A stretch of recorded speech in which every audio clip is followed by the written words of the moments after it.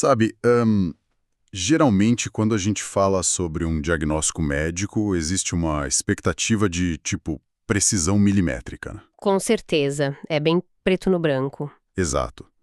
Alguém quebra o braço, aí o raio-x mostra aquela linha branca irregular na tela, e o médico simplesmente aponta com a caneta e diz: aí está o problema. É binário e reconfortante até. Muito. A gente gosta que as coisas sejam tangíveis e, sabe, facilmente categorizadas. Mas quando entramos no mundo da dor humana, do desenvolvimento da alma e de, traumas complexos, aquela máquina de raio-x parece quebrar. A paisagem diagnóstica fica completamente turva, né? Fica. E é exatamente nesse terreno nebuloso que nós vamos entrar hoje. O nosso mergulho vai focar num debate super intenso e bem acalorado, na verdade, dentro do aconselhamento cristão. É sobre a mistura de teologia com psicologia secular clínica. É um campo de batalha fascinante. Estamos falando do embate histórico entre o chamado integracionismo, de um lado, e o aconselhamento bíblico do outro. E a nossa principal fonte para guiar essa exploração toda é um ensaio bastante famoso e, olha, bem contundente, de um autor chamado David Powlison. O título é Crítica aos Integracionistas Atuais. E a nossa missão aqui é desvendar isso, né? Entender como a natureza humana, a dor e a cura são vistas de formas radicalmente opostas por essas duas lentes. Só que antes de entrar de cabeça nos argumentos, a gente precisa estabelecer uma regra de engajamento importante para quem nos ouve, não é? Sim, fundamental. O texto do Powlison não é neutro, de jeito nenhum. Ele é altamente opinativo e faz críticas severas tanto a psicólogos seculares quanto a líderes cristãos que integram a psicologia nas práticas deles. O cara não poupa palavras. Nem um pouco. Então, o objetivo desta nossa exploração não é tomar partido, nem endossar a visão do autor e muito menos atacar a psicologia clínica. Nosso foco é puramente analítico. Exato. Nós vamos relatar de forma imparcial e detalhada a arquitetura dos argumentos dele, peça por peça, para que a nossa audiência compreenda as raízes profundas desse embate ideológico. Legal. Então, para entender a força desse debate hoje, a gente precisa olhar um pouco para trás. Como exatamente a linguagem da psicologia secular entrou pelas portas das igrejas evangélicas e se misturou assim com a teologia? Pois é, o Powlison não enxerga isso como um acidente fortuito, sabe? Ou algo que aconteceu da noite para o dia. Foi um processo, né? Ele traça um mapa histórico com 3 grandes fases, se não me engano. Isso, uma progressão muito clara. Tudo começa com o que ele chama de fase preliminar, que rolou ali nas décadas de 50 e 60. Bem lá atrás. Sim, foi um movimento puramente acadêmico inicial. Tivemos a criação da Christian Association for Psychological Studies e a fundação da Fuller Graduate School of Psychology. Ou seja, era a semente sendo plantada, mas num solo estritamente institucional. Ninguém nos bancos das igrejas estava usando essa linguagem ainda. A mudança estrutural começou longe dos olhos do público. Mas a segunda fase acelerou isso bastante, não foi? Os 25 anos seguintes representam a fase profissional. A semente germinou com força total. Durante essas 2 décadas e meia seguintes, o autor observa que ocorreu uma consolidação. E isso foi meio que uma resposta às críticas de pioneiros do aconselhamento puramente bíblico, como Jay Adams, que se opunham frontalmente a essa mistura. Eles bateram de frente. Bateram, mas os defensores da integração não recuaram. Pelo contrário, eles ganharam espaço. Estabeleceram departamentos em seminários influentes, fundaram revistas acadêmicas. E criaram clínicas enormes, né? Organizações gigantescas ganharam um destaque absurdo, tipo a Focus on the Family. Exatamente. A psicologia deixou de ser só um interesse acadêmico periférico, ela se consolidou como uma profissão super respeitada dentro do cristianismo conservador. Ok, vamos desvendar isso. Porque toda essa infraestrutura profissional preparou o terreno para a terceira fase, a fase popular, ali de meados dos anos 80 em diante. E aqui a dinâmica muda de figura completamente. Muda mesmo. É a fase da explosão. É como se uma comunidade inteira, do nada, começasse a adotar um novo idioma estrangeiro no meio da rua. O jargão saiu daqueles consultórios fechados e dominou os sermões e os grupos de apoio. As pessoas normais começaram a falar assim. Sim. Como exatamente conceitos como codependência ou a necessidade de curar a criança interior substituíram um vocabulário tradicional de pecado e redenção num domingo de manhã? E o que o Paulison aponta não é apenas uma mudança de estilo, sabe? Ele vê uma mudança de substância. A tese dele é que, ao importar essas palavras atraentes da psicologia, as igrejas importaram também a arquitetura invisível por trás delas. O pacote completo veio de contrabando. Esse é o ponto central da crítica histórica dele. A transição de vocabulário inevitavelmente muda a estrutura do pensamento. Ele argumenta que as igrejas abraçaram movimentos de cura interior e modelos de 12 passos com uma vontade super genuína de ajudar. A intenção era boa, era compaixão pura. Totalmente. O problema, segundo ele, é que pressuposições seculares vieram escondidas dentro dessas palavras terapêuticas. A igreja achava que estava apenas tomando ferramentas emprestadas. Só que na visão do autor, essa importação acabou criando sistemas controlados por conceitos alienígenas à teologia. Conceitos sobre o que a natureza humana realmente é e como a gente muda de comportamento. Perfeito. O que nos leva ao cenário atual, né? Sim, se esse vocabulário encharcou o solo e dominou como a gente fala sobre os problemas, como isso opera na prática hoje? Porque a fonte deixa claro que os integracionistas não são todos iguais. Não são um bloco monolítico de jeito nenhum. O Paulison divide o cenário em 3 acampamentos metodológicos bem distintos. Ele é super metódico ao fatiar esse movimento. Qual é o primeiro? A primeira vertente é o que ele chama de um jeito até irônico de o mercado das pulgas. Mercado das pulgas, gostei do nome. É o integracionismo caótico, essencialmente. A psicologia popular e aquela literatura de autoajuda. Pense em autores muito lidos nas últimas décadas, tipo Schuller, Siemens e Minerth. Ah, o pessoal focado na fome de amor, né? Exato. O foco absoluto dele está em identificar necessidades não atendidas. Eles chegam a classificar a baixa autoestima não como um sintoma, mas como a raiz de todos os males. Então, para eles, comportamentos destrutivos são só consequências trágicas de um recipiente de amor que ficou vazio lá na infância. Isso mesmo. A pessoa age mal porque está vazia. Aqui é onde a coisa fica realmente interessante para mim. Fazendo uma analogia alimentar, esse mercado das pulgas é tipo o fast food espiritual da coisa. Boa analogia. Rápido, palatável, mas superficial. Mas os grandes teólogos acadêmicos não devem operar nessa frequência de autoajuda. Onde eles ficam? Eles compõem o segundo acampamento, o grande guarda-chuva. É o integracionismo sofisticado, acadêmico, bem refinado. Representado por professores universitários tipo Jones, Buttman ou Seung-Yeon Tan. Que devem torcer o nariz para o mercado das pulgas. E como? Eles criticam muito a superficialidade do primeiro grupo. A proposta deles é um ecletismo responsável. Eles filtram e misturam teorias psicanalíticas do Freud, conceitos do Skinner e princípios bíblicos. Uma mistura bem calculada. Sim, o argumento deles é que a Bíblia é maravilhosa, mas tem um propósito limitado. Ela não seria um guia clínico exaustivo para lidar com as complexidades da mente moderna. Entendi. Usando a minha metáfora de novo, o guarda-chuva seria uma dieta macrobiótica super calculada. Tem de tudo um pouco na medida certa. Exatamente. E ainda há um terceiro grupo que parece tentar operar ali numa área cinzenta. Qual seria esse? É o acampamento das boas intenções apesar de tudo. É o integracionismo encoberto. O principal exemplo no texto é o autor Larry Crabb. Por que encoberto? Porque eles afirmam publicamente que rejeitam a psicologia secular. Eles garantem operar apenas com categorias estritamente bíblicas. Mas o Paulison não compra essa ideia, imagino. Nem um pouco. Ele argumenta que se você olhar de perto, as categorias que eles chamam de bíblicas, tipo anseios profundos por relacionamento, segurança emocional, são só os velhos conceitos de necessidades psicológicas, só que reembaladas com linguagem cristã. Ah, entendi. É tipo tentar esconder vegetais no meio do macarrão com queijo para a criança comer. Parece macarrão, mas tem brócolis escondido lá. Genial! É exatamente isso.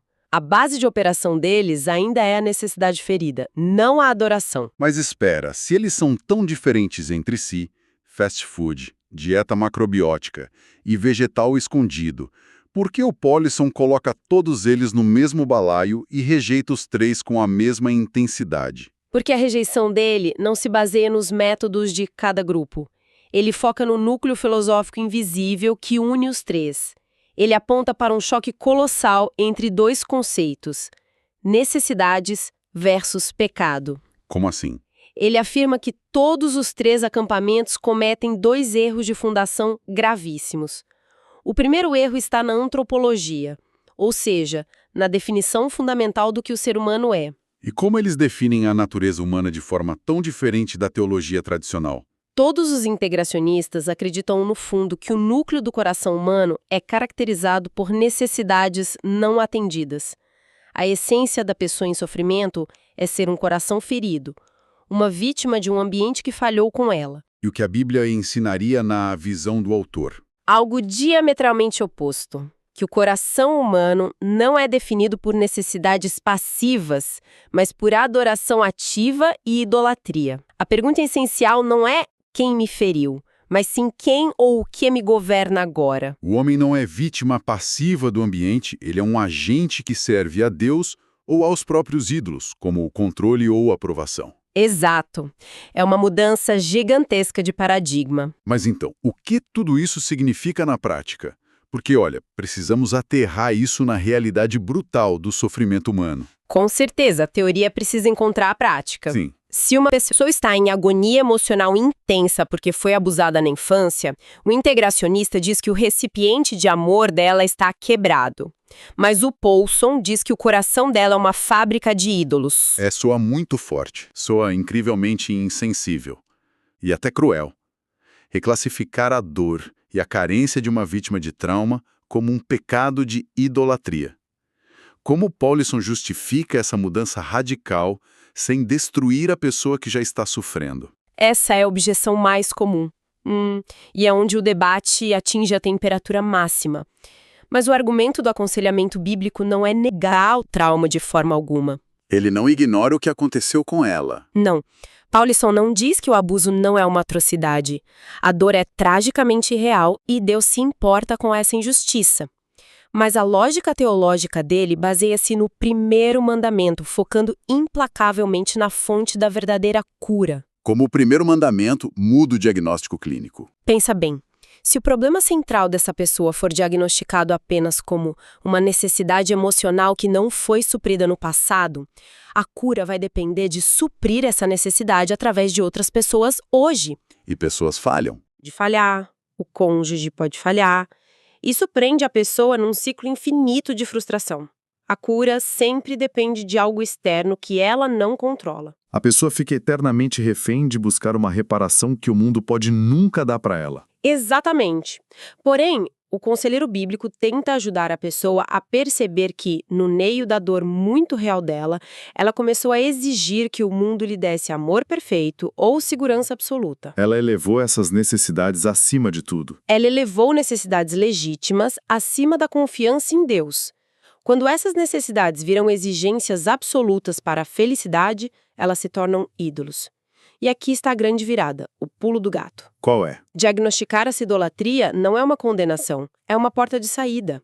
Porque se a raiz atual do desespero é como você responde ativamente diante do trauma, você recupera sua agência moral. Você não é mais uma vítima passiva. Porque pro pecado de idolatria, existe um remédio imediato, que é o arrependimento e a graça. Perfeito. É uma realocação drástica de poder e esperança que não depende de outras pessoas mudarem. Nossa, a agência volta para as mãos da pessoa. Isso faz muito sentido. Mas você mencionou que tinha um segundo erro. Se a antropologia é o primeiro, qual é o segundo? O segundo erro está na epistemologia. Ou seja, como a gente define e mede o que é a verdade. Os integracionistas pegam o termo bíblico coração e igualam ao conceito secular de self, da nossa autoimagem. E isso é um problema? Para o Paulson, um problema enorme. Ele usa uma analogia muito boa. Ele diz que falar que o coração bíblico é a mesma coisa que o self da psicologia é como dizer que Quimicamente, o açúcar natural é igual à sacarina de dieta. Ah, entendi. Porque na superfície eles causam a mesma sensação, né? Eles adoçam a bebida, enganam o paladar. Aham. Mas na estrutura molecular, um é a falsificação artificial do outro. Não operam do mesmo jeito no metabolismo. Faz todo sentido. Para a psicologia, o self define o ser humano em relação ao seu próprio bem-estar. Para a teologia, o coração define o humano em relação a Deus. Por isso, a Bíblia não é vista como uma enciclopédia incompleta que precisa de complementos clínicos, mas como uma lente definitiva para interpretar a experiência humana. Mas espera, se a fundação metodológica da psicologia é tão falha assim, a conclusão lógica seria jogar tudo no lixo, certo? Ignorar os estudos, fechar os consultórios? É o que muitos pensam, mas o texto mostra que o Paulson não defende a ignorância. Ele argumenta que a psicologia tem sim uma utilidade muito específica, desde que seja totalmente subvertida. Subvertida como? Ele não descarta a observação secular.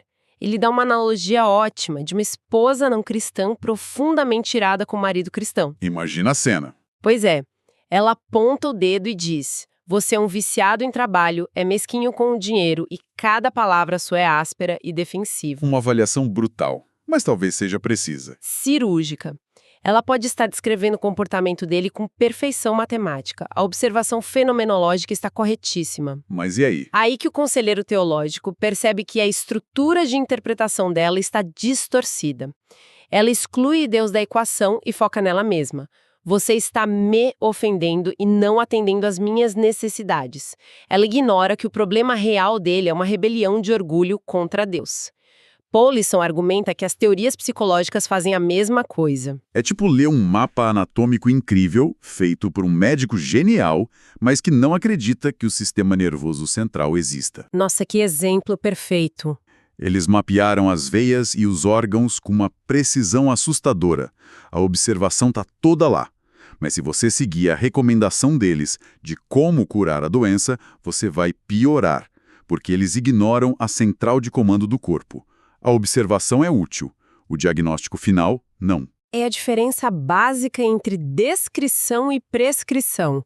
O mapa é excelente, mas a rota de fuga é tóxica. Por isso a psicologia deve ser puramente ilustrativa e provocativa, mas nunca normativa. É como ler um romance clássico para entender o ser humano, né? Exato. O conselheiro pode aprender sobre a corrupção humana lendo A Fogueira das Vaidades, do Thomas Wolfe. A literatura ilustra o orgulho, provoca perguntas. A psicologia faz o mesmo. Provoca perguntas melhores, mas não dá a resposta final. Ok, vamos tirar isso da teoria e jogar na sala de aconselhamento. Como esse debate afeta a vida de uma pessoa de carne e osso que chega pedindo ajuda com o jargão da terapia moderna? O que é fascinante aqui é um método prático dele. Imagina um paciente que senta e fala: meu problema é que eu sou codependente devido a feridas na minha criança interior causadas por uma família disfuncional. Bingo do jargão clínico. O conselheiro bíblico faz o quê? Bate de frente? Não, ele não começa um debate sobre a validade do termo criança interior. Bater de frente com a abstração não gera cura. Ele faz perguntas investigativas. Ele diz: quando você usa a palavra codependente, o que você sente? O que exatamente você faz ou deixa de fazer? A estratégia é arrancar os rótulos confusos para expor o que está acontecendo de verdade. Deliberadamente, porque ao tirar esse verniz psicológico, descobre-se muitas vezes que aquela busca por aprovação que o paciente chama de baixa autoestima é um desejo idólatra de ser aceito pelos outros mais do que por Deus. E não é mais uma doença a administrar, mas um ídolo a abandonar pelo arrependimento. Isso me lembra muito uma imagem que temos aqui nas fontes. É uma folha de árvore com uma cruz recortada e vazada no centro. Sim, é a síntese visual de tudo isso. É como se o Paulson estivesse visualizando assim: a folha cheia de detalhes representa a natureza humana, tudo que a psicologia secular mapeou. Mas ela está oca no meio. E essa observação toda não tem poder de curar, a menos que a cruz, o evangelho, o perdão, seja a exata forma que preenche o centro de tudo. É o encaixe perfeito entre o mapa da dor e a fonte da redenção. As bordas ilustram o problema, mas só o centro teológico define a solução duradoura. Nossa, nós percorremos um terreno imenso hoje. Fomos desde a entrada da psicologia nas igrejas, passamos pelos 3 acampamentos do integracionismo e entendemos a guerra entre necessidades feridas e coração idólatra. E aprendemos a reinterpretar os diagnósticos, que é o mais importante. Com certeza. E qual seria a grande relevância de tudo isso para a gente hoje? Olha, o impacto real para nossa audiência, seja alguém religioso ou não, é que esse debate destaca algo crucial. As palavras que escolhemos para descrever nossa dor moldam diretamente a cura que procuramos. O diagnóstico dita a rota. Nós somos pacientes doentes ou agentes responsáveis? A liberdade está atrelada a como respondemos a isso. O vocabulário altera o nosso destino.